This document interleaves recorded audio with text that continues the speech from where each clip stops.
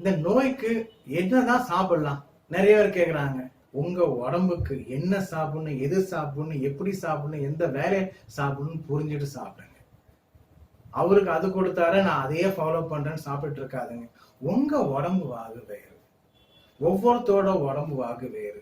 உங்களுக்கு வேற டேஸ்ட் பிடிக்கும், நீங்க வாழ்ற என்விரான்மெண்ட் வேற, உங்க குடும்ப சூழ்நிலை வேற, நீங்க ஃப்ரெண்ட்ஸ் கிட்ட பழகிற விதம் வேற, நீங்க உங்க குடும்பத்தார்ட்ட பழகிற விதம் வேற. ஒவ்வொருத்தரும், நீங்களும் சரி, உங்க மனைவியும் சரி, உங்க மக்களும் சரி, ஒவ்வொருத்தரும் பழகிற விதம் வேறுபடும்.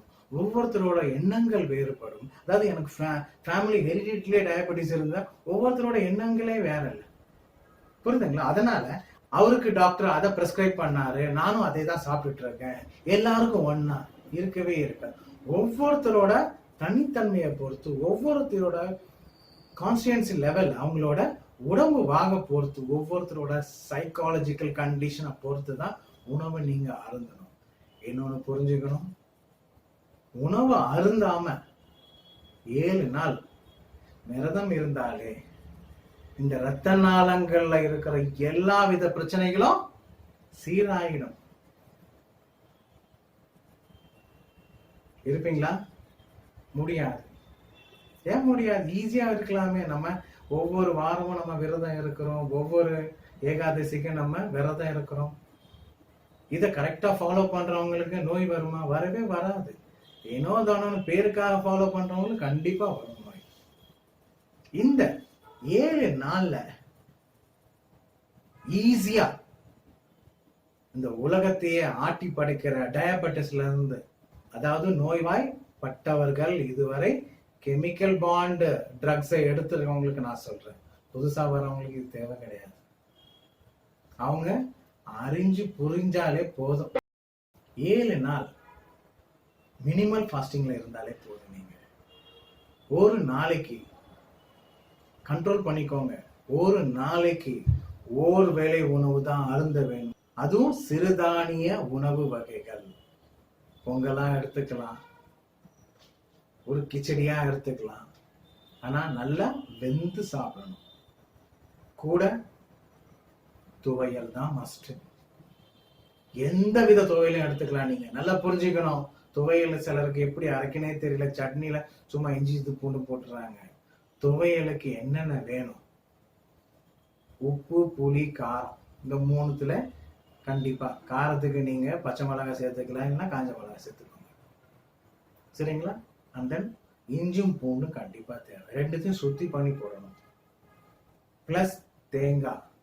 தேங்காய் மஸ்ட். கொஞ்சம் கருவேப்பிலை மஸ்ட். இவ்வளவுதான் துவையல். தேங்காய் துவையல்னா தேங்காய் ஜாஸ்தி போட்டுக்கோங்க.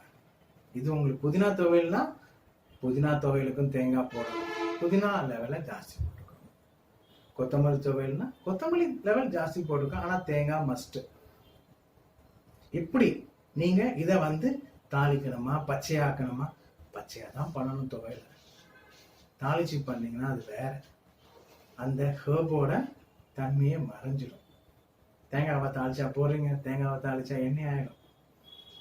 புரியுதுங்களா? அதனால கொத்தமல்லி எல்லாமே பச்சையா தான் போகணும். சப்போஸ் சிலருக்கு அது பச்சை வாடை பிடிக்கல, அரைச்சதுக்கு அப்புறமானா பிடிக்கும். ஏன்னா அதுல இஞ்சி போட்டிருக்கீங்க, பூண்டு போட்டிருக்கீங்க, இந்த 2ஓட ஸ்மெல்லு டாமினேஷனா இருக்கும். புரியுதுங்களா? சப்போஸ் வேணா அந்த அரைச்ச துவையலுக்கு மேல கொஞ்சம் எண்ணெயை போட்டு, கொஞ்சம் கடுகு போட்டு, 2 கருவேப்பிலை போட்டு பொரிச்சு அதை அந்த எண்ணெயை போட்டு ஊத்துடுங்க. பச்சை வாசனை இருக்காது உங்களுக்கு. இந்த துவையில கண்டிப்பா சாப்பிட்டாகணும். தேங்காய் துவையல் சாப்பிடலாம், புதினா துவையல் சாப்பிடலாம், கொத்தமல்லி துவையல் சாப்பிடலாம், பருப்பு துவையலும் இருக்கு. கடலைப்பருப்பு கொஞ்சம் ஊற வச்சு அதில் அரைப்பாங்க சிலர். இந்த துவையல் தான் உங்களுக்கு இந்த பிளட் சுகர் லெவலை சரி பண்ணணும்.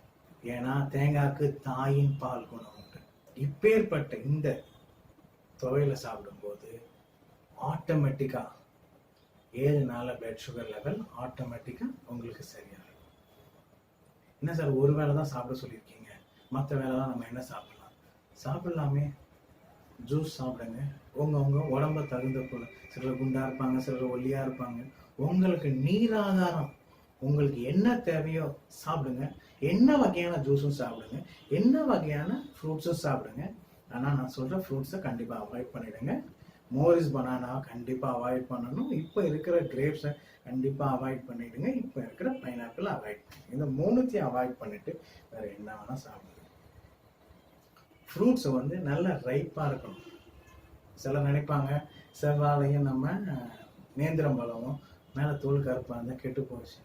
அந்த ரெண்டும் மேல தோல் கருப்பானதுக்கு அப்புறமா தான் அது பழமாகும். கெட்டு போறது வேற ஸ்டேஜ். புரியுதுங்களா? காயிலே சாப்பிடாதுங்க. காயில சாப்பிட்டீங்கன்னா உங்களுக்கு அஜீரண கோளாறு தான் வரும். அதே போல நம்ம பேரிக்காய் இருக்கு, நம்ம நாட்டு பேரிக்காய் கொஞ்சம் உப்பு போட்டு லைட்டா உப்பு தூவி சாப்பிடுங்க. அதுல 6 சுவைகள் இருக்கு. நம்ம ஊர்லயே சில பொருள்கள் தான் 6 சுவைகள் இருக்கு. ஒண்ணு இளநீக்கு இருக்கு, இன்னொன்னு நெல்லிக்காய்க்கு இருக்கு, இன்னொன்னு பேரிக்காய்க்கு இருக்கு. இந்த மூணுத்தையும் நீங்க சாப்பிட்டு வந்தீங்கன்னாலே உங்களுக்கு நோயே அண்டாது. இந்த சக்கரை வேலையிலிருந்து நீங்க நிவர்த்தி ஆகலாம். அந்த மத்த 2 நேரம் என்ன சாப்பிடணும்?